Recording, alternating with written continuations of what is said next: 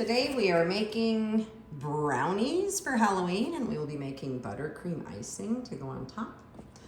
And we're gonna go down the list here of ingredients. I have butter, sugar, 2 eggs, vanilla extract, regular sized chocolate chips that we will be melting, flour, cocoa powder, salt, and then miniature chocolate chips that we will not be melting.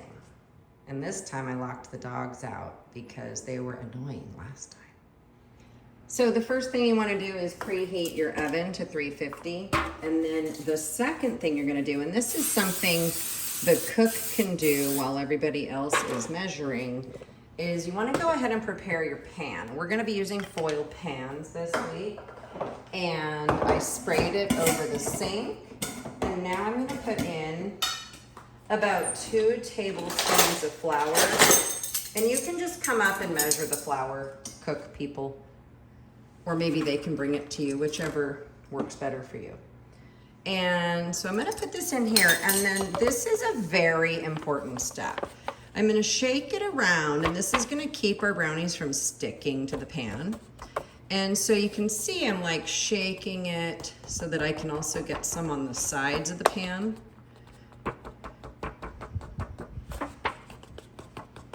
And then I shook it across the whole bottom. So the whole pan is covered with flour. And then I'm gonna go over to my trash can, which is the same thing you will do. And I'm gonna shake it out into the trash can just to get rid of the excess flour. I'm gonna go ahead and get everything measured here. So I'll start with the sugar. I need 1 cup of sugar. And this is just regular sugar, even though it's a little bit brown. It is not brown sugar.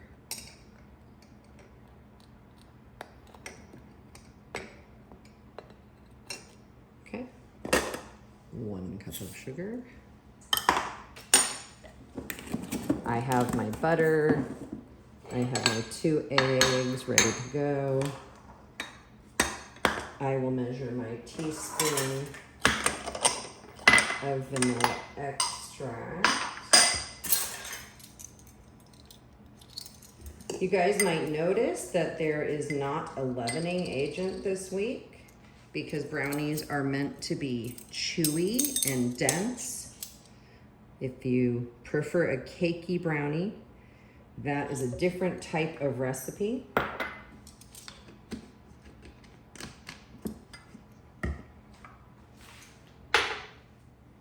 I need 3/4 of a cup of flour. Of course, my container at home of flour is substantially smaller than the one we use at school. But I'm doing 1/2 and 1/4.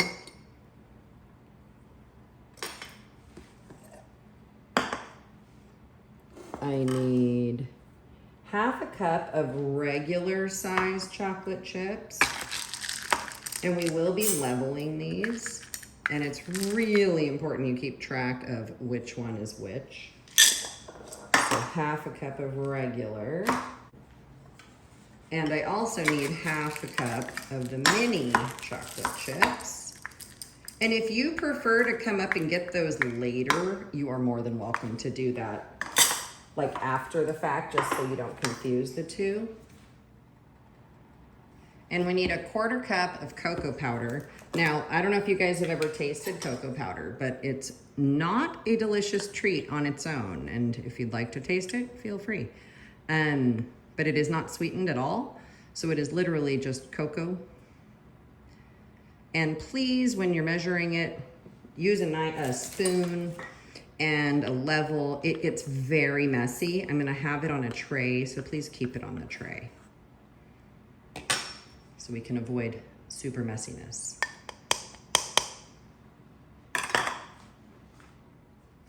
And last but not least, back in your kitchen, you'll be measuring your salt, 1/4 teaspoon.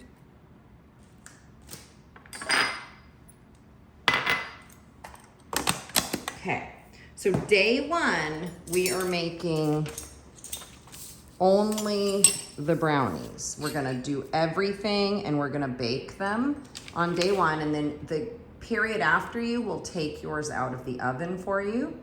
So that's gonna be Thursday. Friday, we're gonna make our buttercream icing and we're gonna decorate our brownies and make them look very festive. We're gonna melt the butter in the 2-cup liquid measuring cup. So go ahead and just unwrap it and plop it in here. And then you're gonna pop it into your microwave for anywhere from 45 seconds to a minute. Just kind of keep an eye on it and stir it up and see if it's melted. Mine's mostly melted, so I'm just gonna finish melting it by stirring it. Either way, if you melt it all the way or you don't, it's not that big of a deal. Just, it needs to be completely melted to use it. Now you're gonna get a large mixing bowl and we'll go ahead and pour this in. And those last couple pieces will break down. I'm not worried about it. And then it tells us to go ahead and whisk in the sugar by hand until smooth. So we're gonna get our sugar and we're gonna whisk it in. And of course I don't have a normal mixing bowl at home. I just have this humongous one. But it doesn't really matter which one you use. And the next things I'm gonna add are my eggs, which of course I'm gonna crack not directly into this bowl because I want to make sure that I can avoid having egg shells. And I always want to crack them on the counter. So I'm going to throw the eggs in. And I'm going to keep whisking here.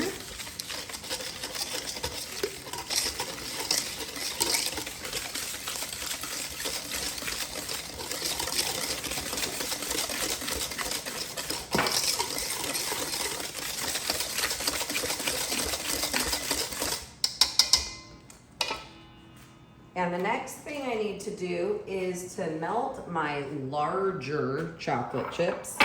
And I'm going to melt them in my 1-cup liquid measuring cup. And I'm going to do this in the microwave. Now, here's the thing, is you have to be very, very aware of what you're doing. And as it says be extremely cautious not to burn them. Put them in the microwave for only 30 seconds, then stir. Then 30 more seconds, then stir again. Okay, do not put them in for a minute at any time whatsoever. It is very important. We're gonna do 30 seconds, then 30 seconds. Then if you need more time, 10 seconds and 10 seconds. So 30 seconds.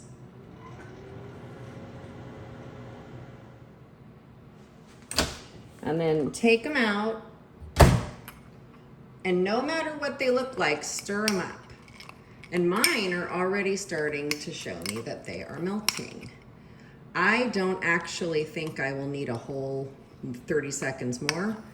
I'm gonna skip the second 30 seconds. Can you see they're chunky, but they're melty.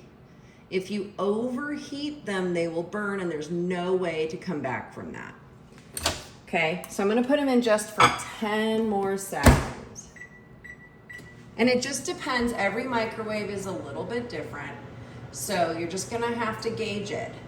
If they're not at all hot, then maybe you need to do another 30 seconds.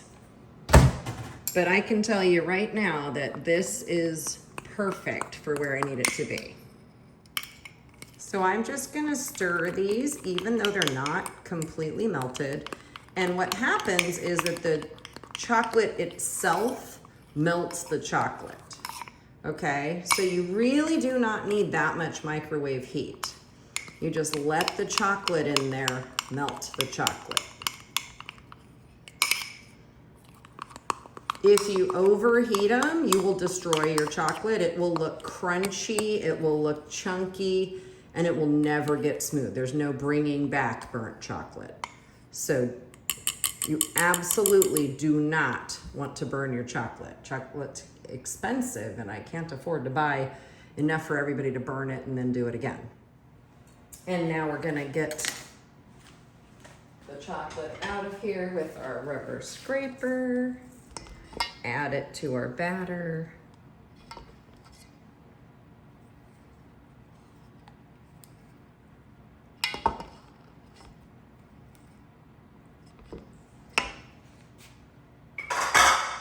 And I'm gonna get my whisk going again. And I'm going to whisk in the chocolate.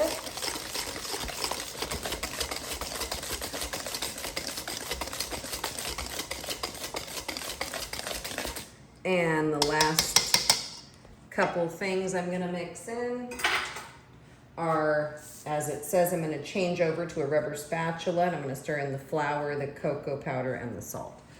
So I'm gonna add cocoa powder,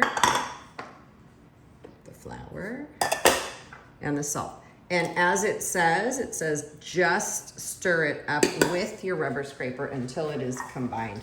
Meaning you just want everything to look the same, but you don't want to over mix it. That's why we're not using a stand mixer this week.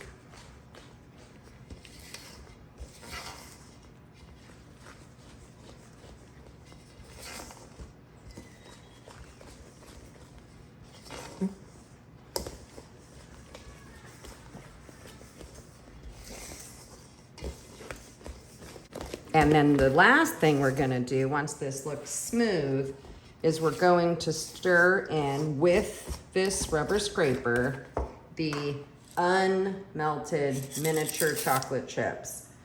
And if you make it this far and you've done it right, I'm gonna be so proud of you. So just be very careful and cautious as to what you're doing and keep track of which chocolate chips are which. The last thing we're gonna do is get our pan that we have set aside, and we're going to scrape this out of here into the pan and bake it for 35 minutes.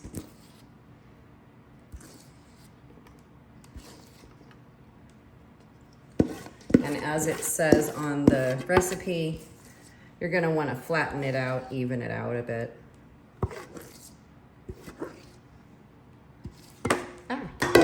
Because you don't want to lose any of your delicious brownie goodness.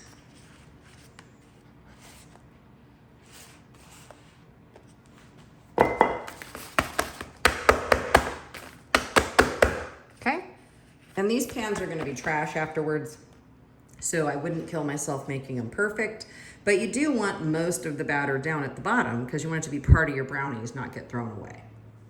Okay, now we're gonna make our buttercream icing. So we're gonna do this on Friday. And we're just gonna make the tiniest bit. So we're only gonna need a 1/4 cup of butter, room temperature butter. And then we're gonna need 1 teaspoon of vanilla, 1 teaspoon of milk, and some powdered sugar.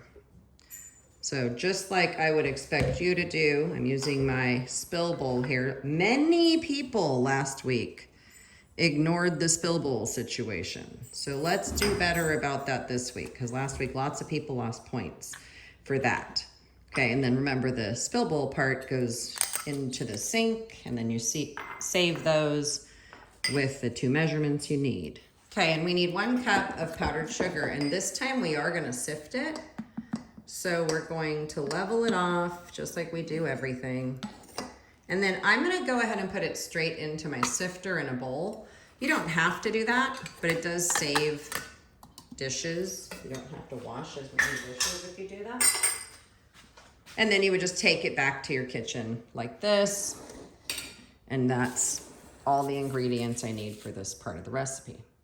All right, we're gonna sift the powdered sugar straight into the bowl we're gonna be working in. And you definitely need a bowl that's got some depth. Do not use the white bowls. Those are way too shallow. Any mixing bowl from the lower cabinet should be fine. When you get down and you see that you have little kind of big pieces there of sugar, you can just push them through with your spoon or a rubber scraper or whatever. Okay, so once I'm done and I have those little pieces there, I'm gonna throw those out. Do not wash your sifter. Do not wash your sifter. If you wash it, nobody else can use it. It has to stay dry for everybody to use it for the rest of the day. Again, do not get your sifter wet at all. Just kind of do this number in the sink and then put it back in the cabinet, and it is good to go for the next period. If you wash it, you have just messed up everybody else for the day. Okay, so we're gonna be using our hand mixer contrary to what the recipe says. But I reminded myself that last year we used the stand mixer, and one problem with the stand mixers is that the beater doesn't always get to the very bottom of the bowl. So we're gonna use a nice deep bowl. You don't have one quite this deep, but you have a decent bowl for that. And then we're gonna use our hand mixer, which is in drawer 3. And when you look at the beaters, you'll see they're a little bit different. One of them has that ring that goes around.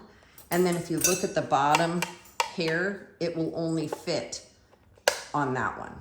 So the one with the ring does not fit on this one. Okay, like it falls out. Okay, so it only fits on that one. And ours are a tiny bit different, but very much the same model as far as how that goes. And then you just have to match those little pieces on the sides into the slit there, and you just slide it in like that. And then they need to stay in. They can't be falling out. How do you release them? You pull the trigger to release them, but I'm not gonna do that right now. Okay, so then on the stand mixer, you're just gonna adjust on top. That's how you turn it on. Lower and then faster. Okay, slower and then faster, just so you know. And then to remove the beaters, you pull the trigger thing. Okay, so we're gonna get our rubber scraper, because you always need a rubber scraper anytime you're working with a hand mixer. Put in my vanilla, put in my milk, and put in my very room temperature butter. And I will do my best to make yours also room temperature. And then we're gonna turn this guy on, and every minute of using this, it has to be touching the bottom of the bowl. You do not ever lift it up. Okay, so it has to be touching the bottom of the bowl.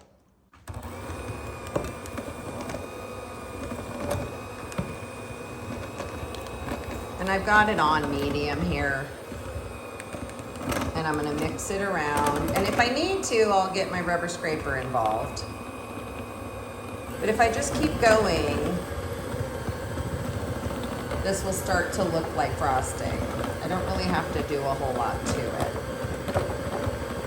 Okay, now I'm going to add just a couple drops of food coloring.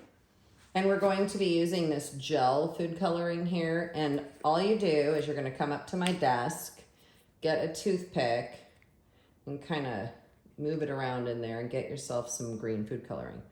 And put it on there, and then we'll see if it's green enough.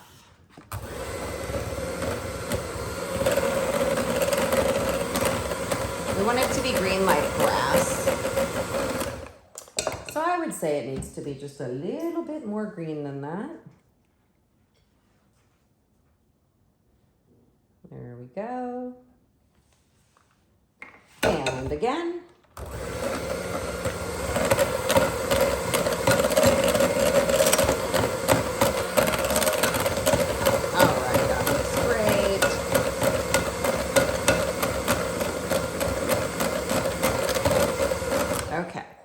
Now, I'm going to remove the beaters by pulling that there, and they pop right out. And then these will get washed. And now we are going to put our frosting in a piping bag, but we're going to be using this tip here so that we can make what looks like grass on top of our brownie to make a little bit of a graveyard. So the very first thing we want to do is put the tip down in the bottom of the piping bag. Okay, so that's the first step. The second step is to put the piping bag over a glass like this. And then we're going to scoop our frosting into the piping bag, and you have to fold it over the glass. See how it's folded over the edge here? That's the only way to do it in a manner that will be neat and efficient. I'll show you why we do that in just a second here. Gonna get all of our buttercream frosting in there.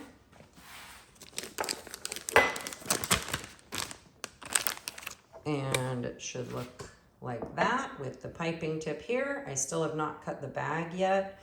And then our buttercream in the middle, and then this should be plain, empty, no buttercream up here. When you finish with the hand mixer here, we're gonna do exactly what we do with any other appliance. We're gonna spray, my spray at home is not very good. There we go. We're gonna spray the towel, and then we're gonna wipe. Of course it is unplugged. We're not gonna do this while it's plugged in. And we're gonna keep it nice and clean and make sure that we get all of the frosting off of it, okay, before we put it away. And it goes back into drawer 3.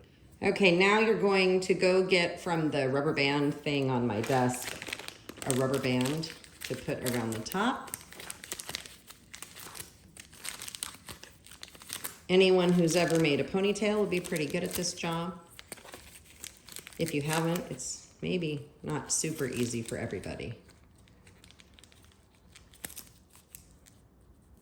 Okay, now we're gonna deal with this bottom part here. And we're gonna get our kitchen shears. These are in drawer 3. Yours are a little bit different, but the same idea. And we're gonna cut it just at the very bottom here. And now I'm looking to see, I want the plastic to end up about here. I just want it to come to about here.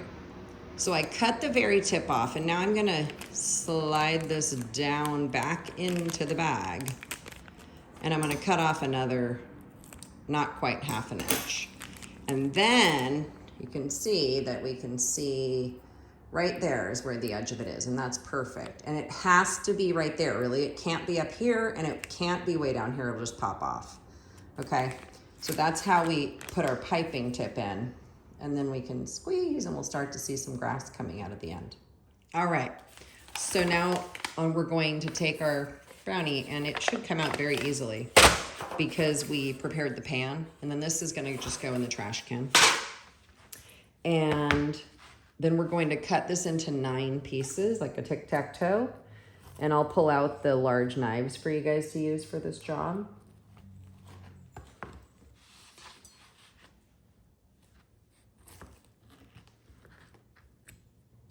Mine are barely cooled, so they're a little gooey still, you can see, but yours will be cooled and settled a little bit better. And then what you're gonna do is you're going to pipe grass on top. And what you do is you let it touch the brownie, and then lift up. And you should have some little grass pieces. If you've ever seen anybody make those like Elmo cakes, it's kind of the same idea. So all I'm doing is holding it down, kind of like touching the brownie and then lifting up, touching the brownie, lifting up, touching the brownie, lifting up. And this is just for fun. It was just kind of a fun Halloween activities. We're making some grass on each one of these. Okay, when you are finished, this is not trash. This is all trash. This is not trash. So you're gonna cut this with your kitchen shears, and then you're gonna pop it out of here, run it under hot water to get rid of all of the buttercream. Separate the plastic piece from the piping tip. Make sure you get every last bit of buttercream out of there. It should be totally spotless. And then you're gonna give it back to me for the people to use next period after you.